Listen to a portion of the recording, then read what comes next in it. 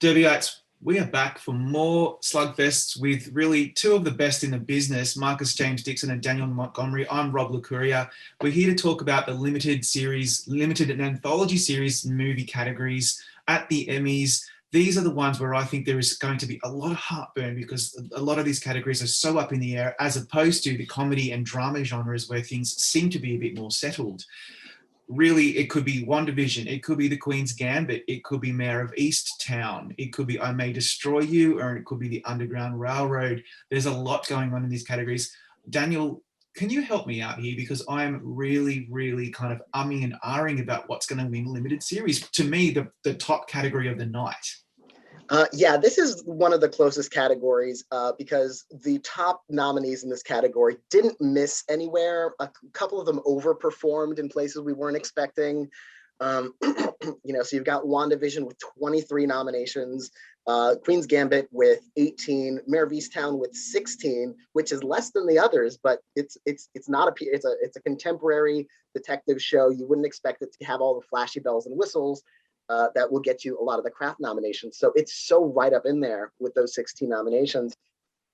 At the moment, I'm going WandaVision, and I'm going to wait and see what happens at Creative Arts, because that's when we'll see important categories like editing and casting, and on top of all the other technical awards that WandaVision could win, and Queen's Gambit, and Mare of Easttown.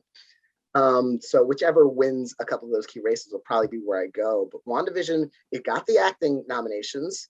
It got writing and directing. It got 3 writing nominations. Small Axe was snubbed entirely for like most of the Emmys, but WandaVision has 3 writing nominations. It's nominated for directing, nominated for casting. Like it feels like the kind of show that would just be a tech show, as we talked about with Mandalorian. It's not. So I'm going with WandaVision for now, but Creative Arts could easily change my mind.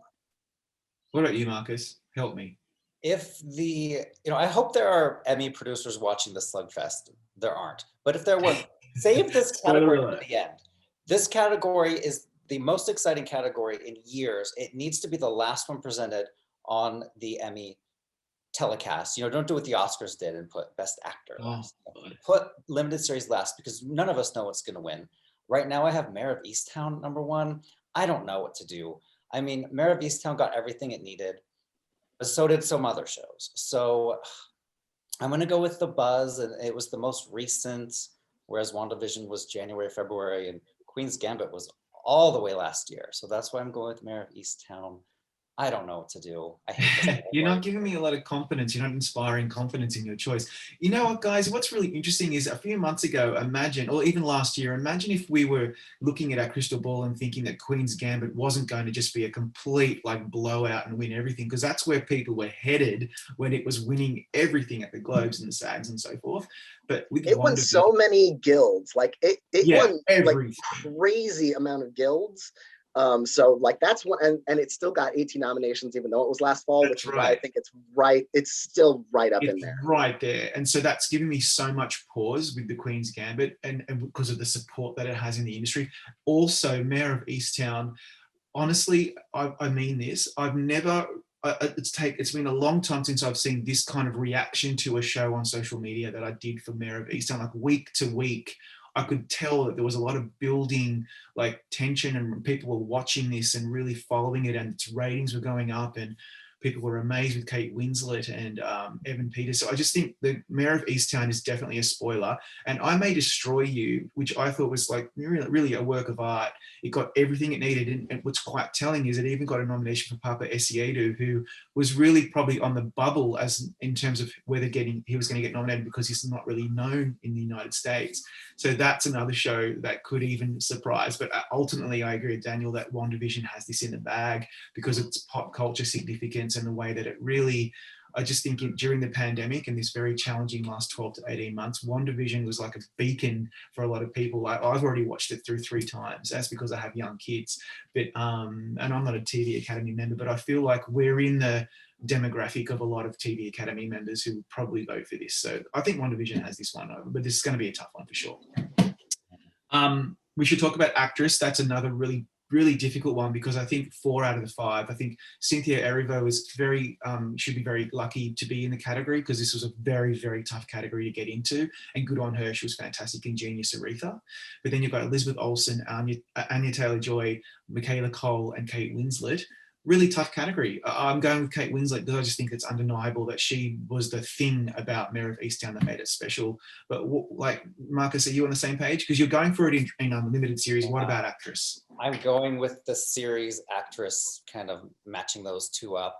But I could be wrong. It could be Queen's Gambit and Anya Taylor-Joy that wins. This could be the spot where Michaela Cole wins an Emmy. She's nominated for producing, writing, directing, acting. So I don't know. I keep repeating myself. I don't know what to do. I'm just going to stick with Kate. She's the movie star, and that does sometimes influence the voters. They love when movie stars go up on the stage.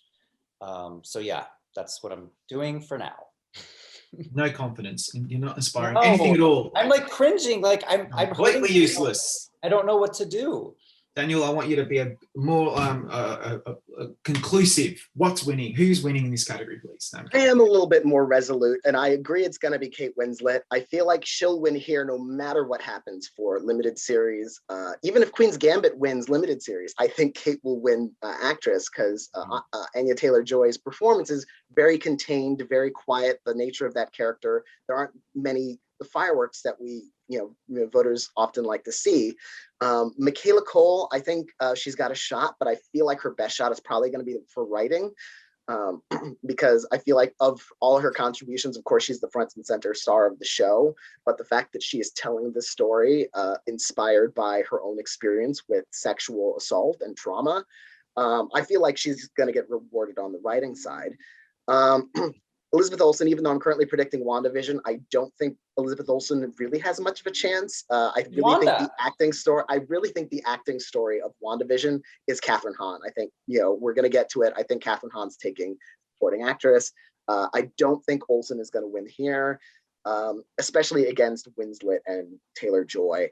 So, but I think I'm pretty confident that Winslet's going to. It's an exciting race. Looking over at the actor side, guys, I think you're on the same page as me that I am basically kind of scrubbing out all the Hamilton actors in terms of winning anything. I think it got a lot of nominations and good on them. But I think there's a little bit of controversy about how this show, this musical, really has been awarded at the Tonys, and we didn't really need to have it take up so much room at the Emmys. That's where I'm at, and I'm a Hamilton huge fan, like I'm sure you guys are too. I'm going out on a limb here and predicting Hugh Grant. I just think Paul Bettany seems to be the front runner, and a lot of people are predicting him. And that's a fair enough call because WandaVision is such a massive steamroller. But Hugh Grant was revelatory in The Undoing, and I feel bad for The Undoing. It underperformed, and I feel like I'm hoping that they give Hugh Grant that really overdue Emmy that he maybe should have won in the past. What about you, Daniel? Do you agree? I don't, but I'm out on I'm out to lunch on this one. Like this category is so confusing because you have 2 nominees from Hamilton, who I don't think there's going to be a backlash, because if there was going to be a backlash, they wouldn't have nominated everyone from Hamilton in the nominations phase. And yeah, they nominated so many more people than we were expecting. So I don't think there's going to be a backlash, but it's also like a stage musical. I don't know how they're going to value that again. Like it's like comparing apples and oranges. And you've got 2 apples here with Leslie Odom Jr. and Lin-Manuel Miranda. Odom won the Tony, but Lin-Manuel Miranda is kind of the more famous name and more famous face. Even though Leslie Odom certainly has a higher profile now with his Oscar nominations. WandaVision has the most nominations, but Paul Bettany is not playing that kind of character with this intense gravitas. It's he's playing a robot. And at one point he played 2 robots. So there's that. So I'm predicting him now by default for now. I might change my mind 50 times.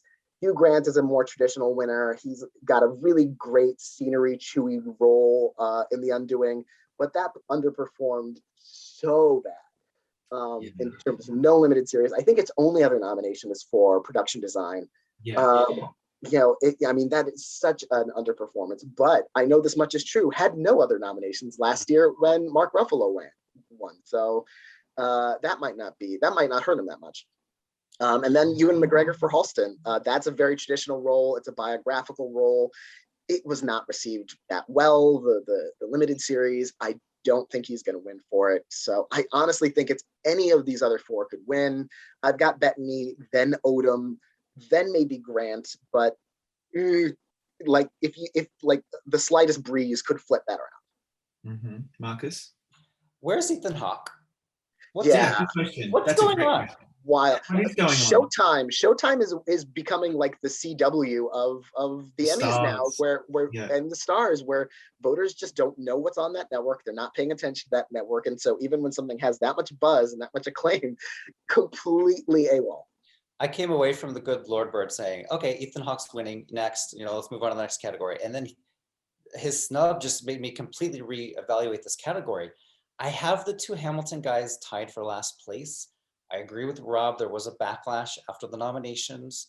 And somebody in another slugfest, Charlie or Tony, somebody said, if this was a live Hamilton production for television, like they did the Grease one and the Sound of Music, then there would be no backlash because this was made for television. But this was just like a filmed Broadway production. And that's where the ickiness kind of comes in. Like maybe they're stealing slots for people that actually, made television. I have Paul Bettany in first place, and Daniel, he only played a robot in some places. He thought he was a human for most of the project. So he did have, the human emotions for a lot of it. And you're right. And Yahya Abdul-Mateen last year, that's enough precedent for it to be possible here. Yeah. And you're right, when he was the two robots in the same scene, that reminded me of things like Orphan Black, where she played all the different clones. They love having, different, what's the word I'm looking for? Like the different personalities, yes. Like Sophie from Ratchet. So I do have Paul Bettany winning right now. I think you guys are right that Hugh Grant could do it. Ewan McGregor's got the movie star factor. He could do it too, even though that project underperformed. Yeah, it's a tough one. As opposed to supporting actress, which is not tough at all. If Catherine Hahn doesn't win, then I give up, because that was one of the performances of the year, probably just behind Gillian Anderson in terms of its pop culture impact. And it was just so funny. God, I love Catherine Hahn so much. I'm so happy for her that she's really become a huge superstar now because of WandaVision. Julianne Nicholson and Jean Smart were also fantastic, obviously, and so were Philippa Seymour, Elise Goldsberry, Moses Ingram from The Queen's Gambit. But really, guys, do you agree? Marcus, come on, this is Catherine Hahn. Everything you said I agree with, but I don't think you gave Julianne Nicholson enough credit. I think that finale performance really went viral. It was all people were talking about for a couple weeks. It's pretty good. I do have Julianne in second. I have Catherine Hahn in first. I came away from WandaVision going, oh my gosh, Catherine Hahn is completely amazing. And it's time. It feels like it's finally time for her to stand up on that stage. Whereas Julianne maybe has a couple more great performance ahead of her, as does Catherine Hahn, of course. But yeah, Daniel, do you agree? Yeah, I have the same number 1 and 2. I think Catherine Hahn is number 1. She had the water cooler factor. The Emmys loved the show overall factor.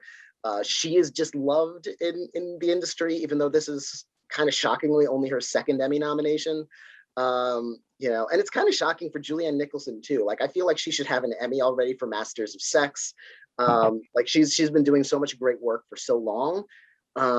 And if it weren't for Jean Smart, I might lean towards Julianne Nicholson, because again, vote splitting isn't always a thing, but in a close race where you've got someone as strong as Catherine Hahn, I feel like just having Jean Smart there with, the caliber of her name and the fact that she also has hacks, like it's gonna pull enough away to kind of probably keep both of them out of the winner's circle. But I do have Nicholson. I do think she could potentially overcome it. I think Renee Lee Goldsberry has a shot, which I'm a little bit biased because I think she should have won for One Life to Live 15 years ago at the daytime Emmys. Then she'd only need an Oscar for EGOT. which I've probably mentioned about 1,500 times to anyone who listens to me. But yeah, I think it's Hahn, then Nicholson, and then it kind of drops off there. Goldsberry has a shot. Smart has an outside shot, especially with Hacks.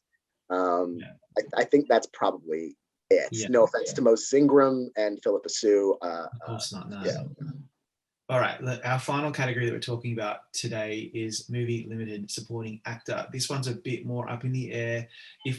Diggs, Groff, and Ramos, wonderful performances. I don't think any of those guys are winning. Diggs obviously won the Tony. Thomas Brody Sangster, wonderful performance in the Queen's Gambit. Sorry, I don't think he's got it either. I think this is actually between Papa Essiedu from I May Destroy You, I was like, who is this guy? I wanted to see more of him. What an amazing performance in I May Destroy You. And then, of course, like the one male performance of the year that I just keep going back to was Evan Peters, the most heartbreaking performance, heartwarming and heartbreaking. And just like Evan Peters finally is getting recognition after all these years. I'm pretty sure I know at least one of you are with me that Evan Peters is taking this out.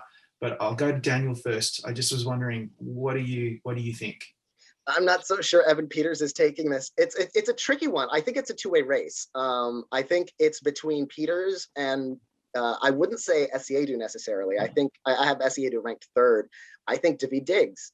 And I'm currently predicting Daveed Diggs, but I think it's very close between those top two. Daveed Diggs, what gives me, the sense that he has the edge. Like, what makes this category so hard in general is that the top three actors we were predicting to get nominated in this category were all snubbed.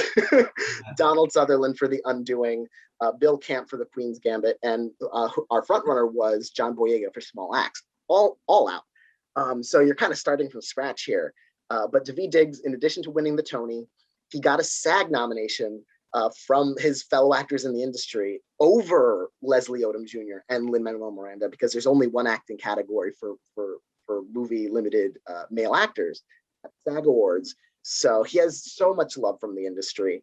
And, no offense to Anthony Ramos and Jonathan Groff, those roles are much smaller in Hamilton. Daveed Diggs beat Jonathan Groff and Christopher Jackson at the Tonys. Christopher Jackson has a role that, a sizable role that could have competed. He's not nominated here. So I don't think he's going to have to worry about a vote split. He plays multiple roles, so we could have a couple of those winners here. Actually, we could have several of those, because, Kathryn Hahn is playing sort of multiple versions of herself. Paul Bettany is playing multiple versions of himself. We could have a few split personalities here, but I'm going Diggs for now. Evan Peters to block. Okay, interesting. That's really good analysis there, Daniel. Actually, it's going to give me some pause. Marcus, you get the final say. What's happening in this category? I think if any of the 100 Hamilton actors that are nominated is going to win, I think this is the category, and I think it'd be Daveed Diggs. He was just so good in Hamilton. He became, an A-list name after that. But I do think I'm agreeing with Rob. I think that it's Evan Peters' time. And what Daniel said about the snubs, it all worked out in Evan Peters' favor, because I don't think he would win if John Boyega was here. I don't think he would win if Bill Camp was here. But the fact that they're gone, it opens up Evan Peters finally winning. He should have won for Colt, American Horror Story Colt. But thankfully, he's finally nominated. Yeah. That's, without giving anything away, there's a scene between him and Kate Winslet where he's been showing how much he appreciates her and maybe even likes her, and that broke me because it was just a beautiful soft performance by a male actor, and it just kind of really impressed me, and I think he's gonna win this one. Guys, it's been such a pleasure talking about these really interesting categories. Everybody go to Gold Derby, make your predictions right now. There's so much going on at Gold Derby. We have the best interviews on the internet. We have the best writing, the best articles. So don't forget, Emmy coverage equals Gold Derby. Thanks everyone for joining us. We'll be back soon with more Slugfest before you know it.